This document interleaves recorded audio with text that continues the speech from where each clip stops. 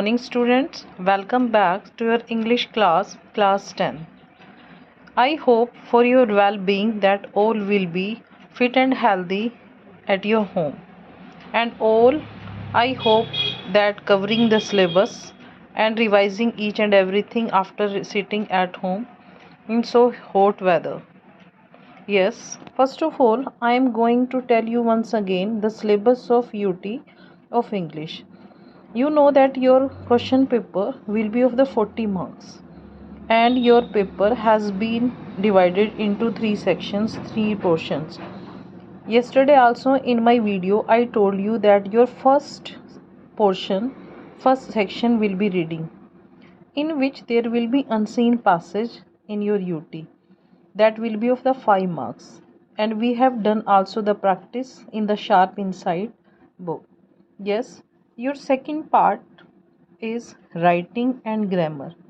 In the writing portion, there is formal letter, and also there is under the formal letter there is letter to editor, that in the 2 previous videos we have done the practice, and also I have given you homework to do from the Sharp Insight, and your letter in the UT will be of the 5 marks. Yes, now we are proceeding to the grammar portion. In the grammar portion in your UT there are 3 topics. First is subject verb concord, that already we have covered in our classroom. Second is modals, that also we have covered. Now your third topic is determiners, that is left. And your grammar portion will be of 10 marks. And today we are going to do determiners.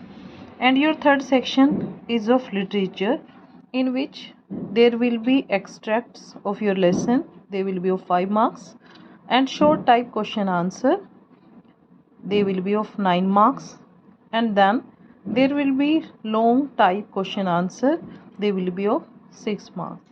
So your question paper will be total of 40 marks, and today we have covered all the syllabus, all the portions except the determiners, and today in our video we are going to start the determiners. All these 3 topics are of 10 marks. We are going to start determiners, and सबसे पहले हमें ये पता लगाना है कि determiners होते क्या हैं. Determiners are the words that modify nouns. Determiners वो होते हैं, वो शब्द होते हैं जो नाउन के मीनिंग को, नाउन को थोड़ा मॉडिफाई कर देते हैं. In other words, determiners are the words that can be use before noun to determine or to modify their meaning.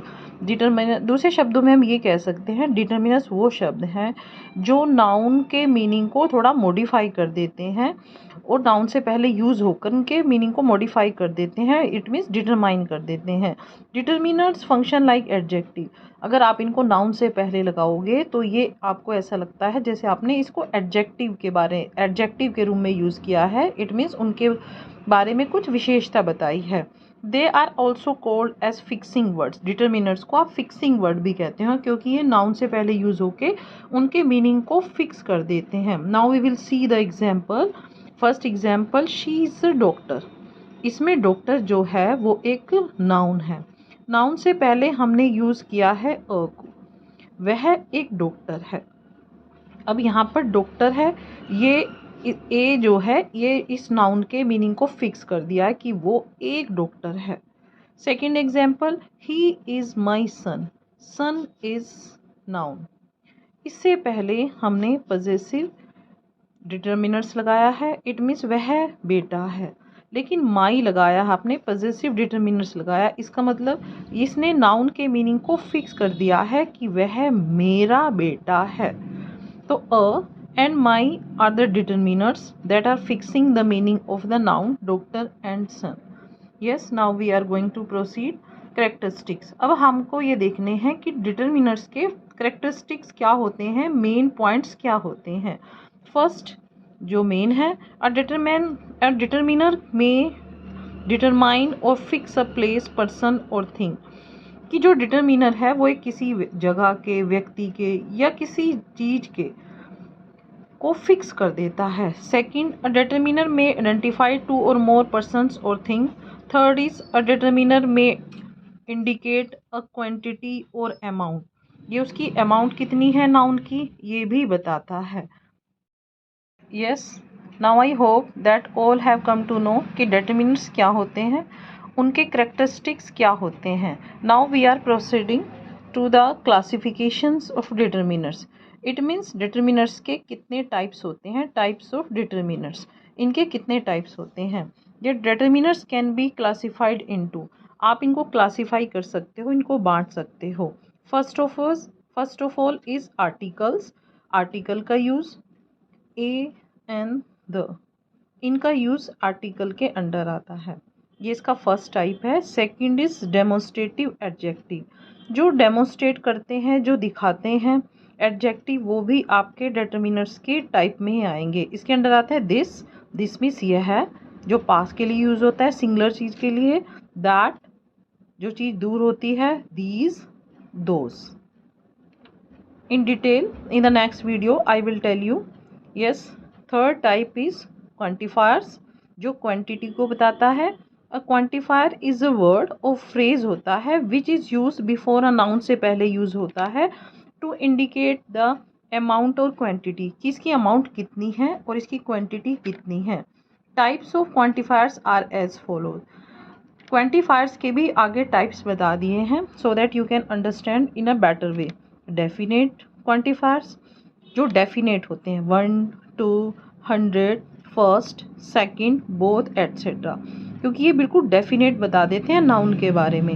Next is indefinite, जिसका मीनिंग डेफिनेट नहीं होता। सम, मैनी, मच, इनफ, फ्यू, कुछ, a few, the few, all, little, a little, the little, several, most, etc. They are under the indefinite